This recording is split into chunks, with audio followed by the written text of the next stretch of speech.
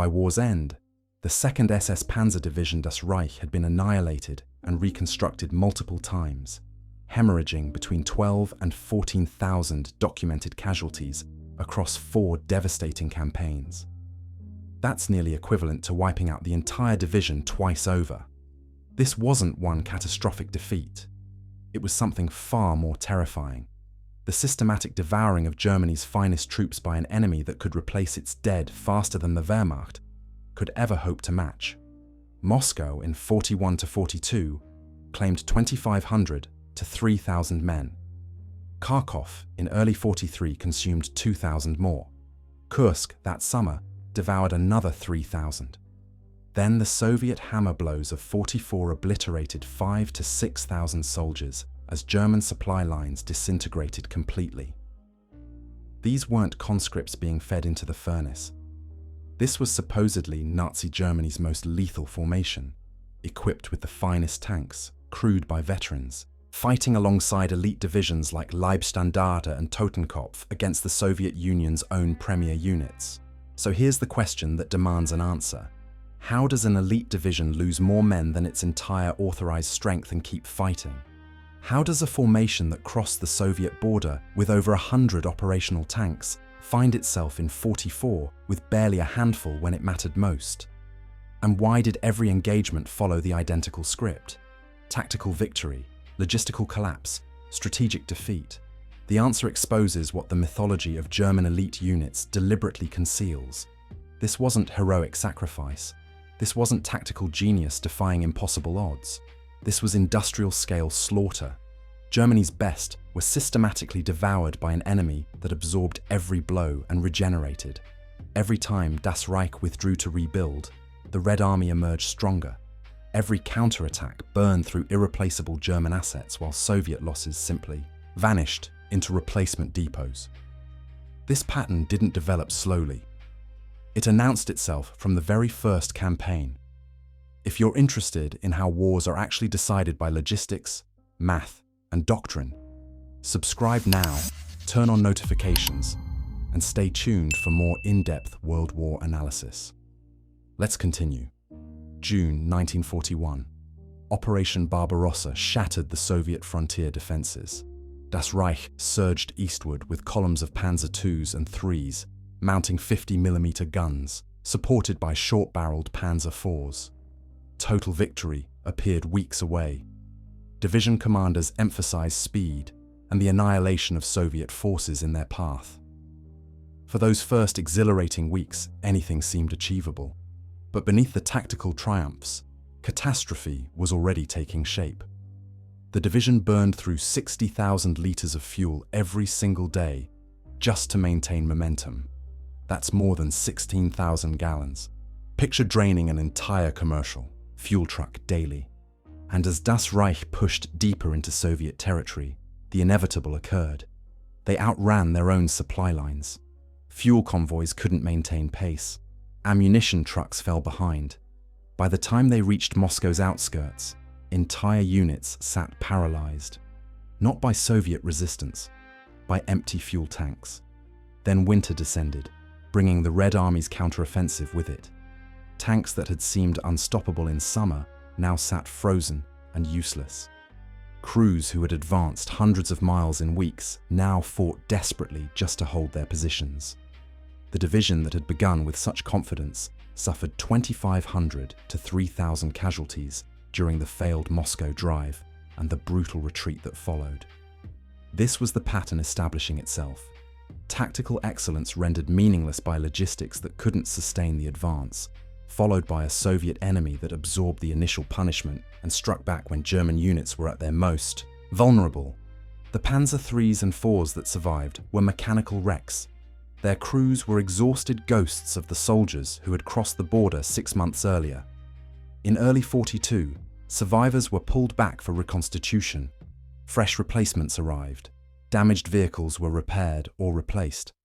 On paper, Das Reich was being restored. In reality, this was merely the reset before the cycle repeated. While Das Reich rebuilt in early 42, the strategic situation on the Eastern Front was fundamentally transforming. The Wehrmacht had failed to achieve the decisive victory Barbarossa promised. The myth of German invincibility had cracked. But this was merely the beginning of Germany's strategic nightmare. By early 43, the encirclement of the 6th Army at Stalingrad shattered what remained of German momentum.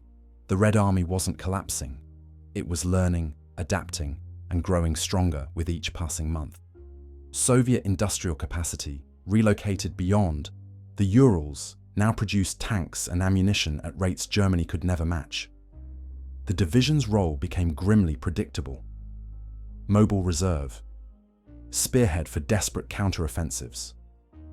When Soviet breakthroughs threatened to collapse entire army groups, elite SS Panzer Divisions were rushed in to seal the gaps. The Soviets were now fielding entire Guards armies, lavishly equipped formations trained specifically to counter Germany's best. The Red Army was matching elite against elite, but with one crushing advantage. They could replace their losses. Germany could not. Who were the men issuing these orders? The commanders of Das Reich were not incompetent. They were professionals trained in the German military tradition, men who understood combined arms warfare and mobile operations. But they were also professionals ordering tactical excellence in service of strategic fantasy.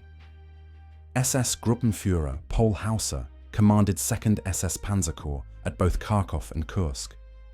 His orders emphasized aggressive maneuver and combined arms tactics. At Kharkov in early 43, he directed the counteroffensive that recaptured the city, a tactical masterpiece that temporarily stabilized the front. At Kursk, 4 months later, his orders stressed speed and coordination, pushing for the breakthrough that would vindicate German operational doctrine. The breakthrough never came. SS Gruppenführer Heinz Lammerding commanded the division itself during Kursk, leading it into the cauldron of Prokhorovka, where the 5th Guards Tank Army waited in defenses so deep that all the speed and coordination in the world couldn't overcome them. SS Brigadeführer Otto Kumm took command in late 43, just as the situation shifted from difficult to catastrophic. By then, issuing orders meant trying to coordinate attacks with tanks that had no fuel and artillery that had no ammunition. Kharkov seemed to prove that Germany's elite could still reverse the tide. But the casualty figures told a different story. In early 43, Das Reich was rebuilt and re-equipped with upgraded Panzer IVs mounting long-barreled 75mm guns. The division formed the core of 2nd SS Panzer Corps alongside Leibstandarte and Totenkopf. Germany's 3 premier SS divisions concentrated into a single armoured fist. February 43. Soviet forces had pushed deep into Ukraine following their Stalingrad victory, threatening to collapse the entire southern front. Hauser ordered a counteroffensive.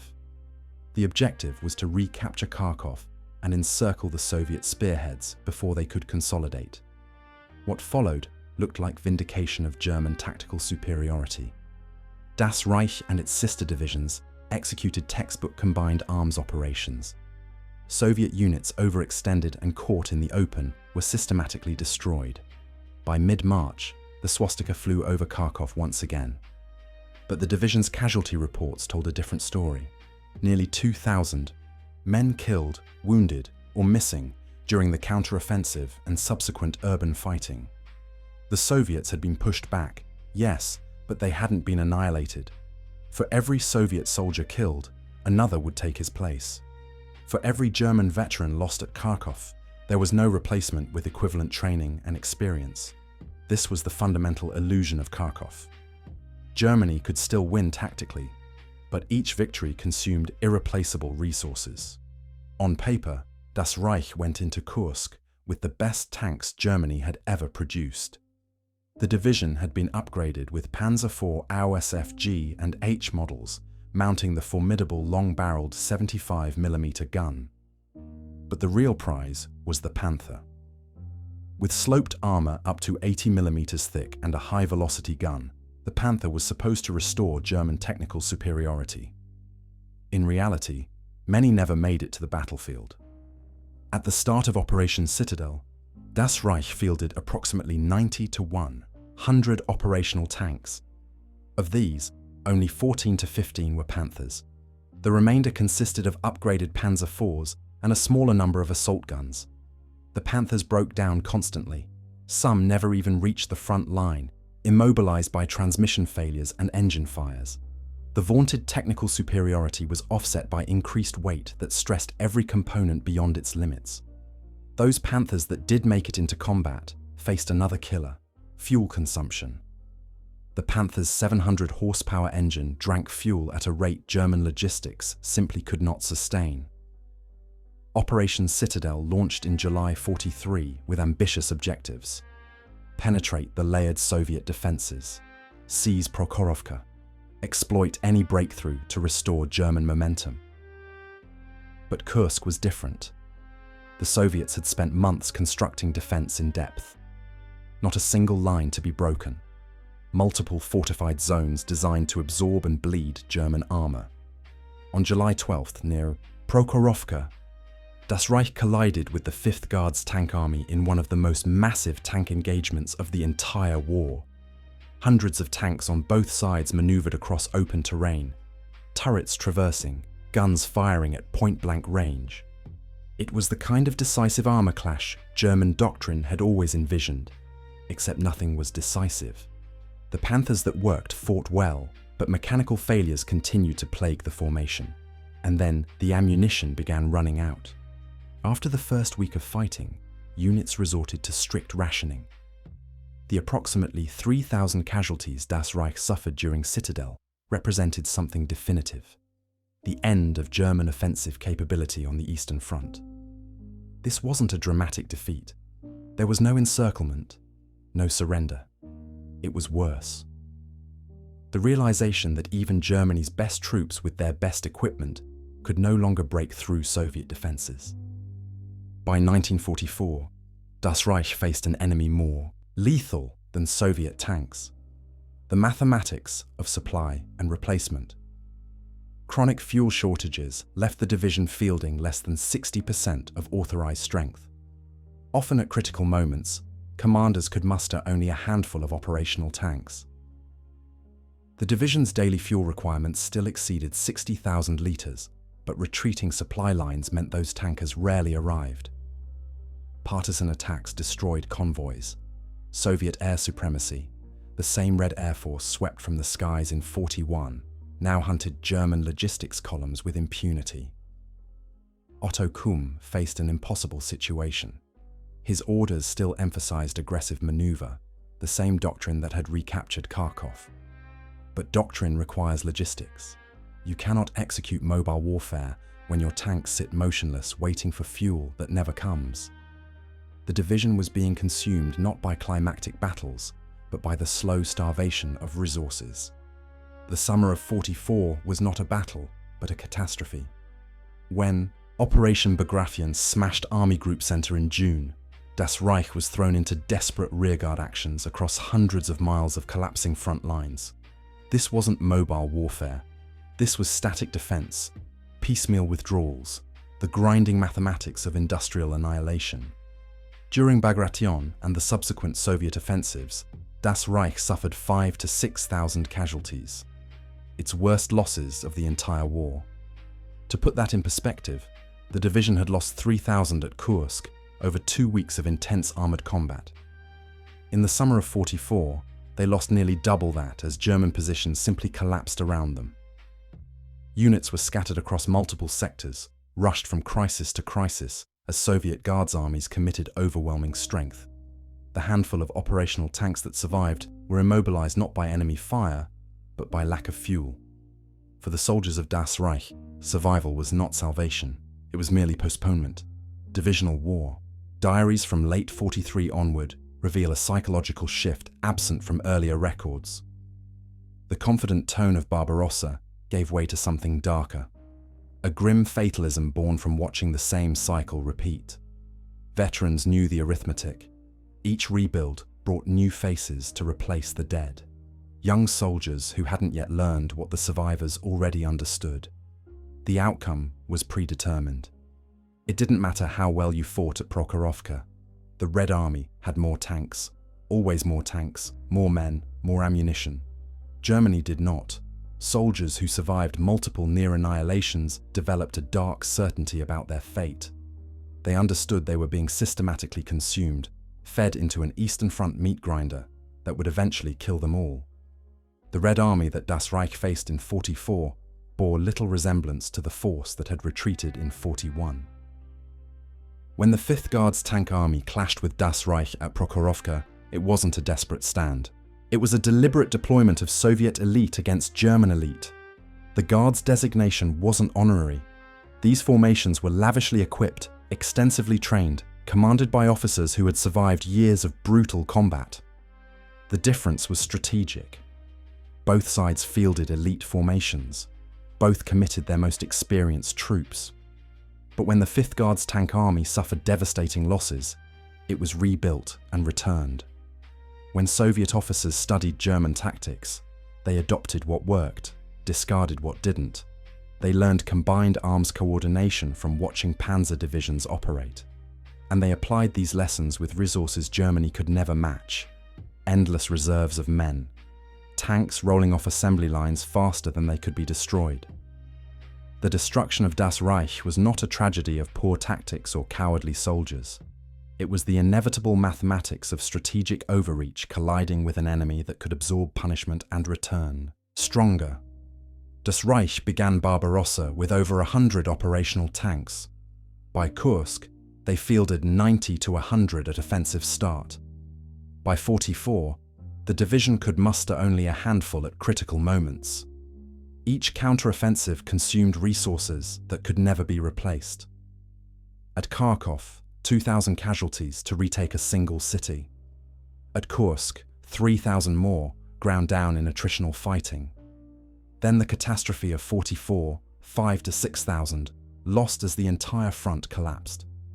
Meanwhile, Soviet formations absorbed comparable losses and returned stronger. Hauser could issue orders emphasizing aggressive maneuver. Lameding could stress speed.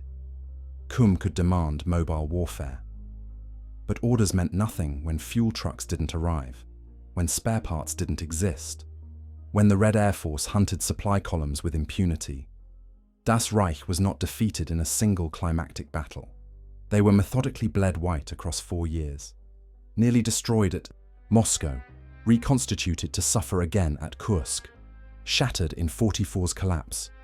Each rebuilding was temporary reprieve before inevitable return to the grinder. The division that began as Germany's elite finished as scattered remnants. The ultimate proof that wars are won not by tactical brilliance, but by the cold arithmetic of resources, replacement, and strategic depth. The Eastern Front didn't need dramatic defeats. It had something far more devastating: mathematics. If you enjoyed this story, hit subscribe for more World War II historical deep dives every week. Thanks for watching.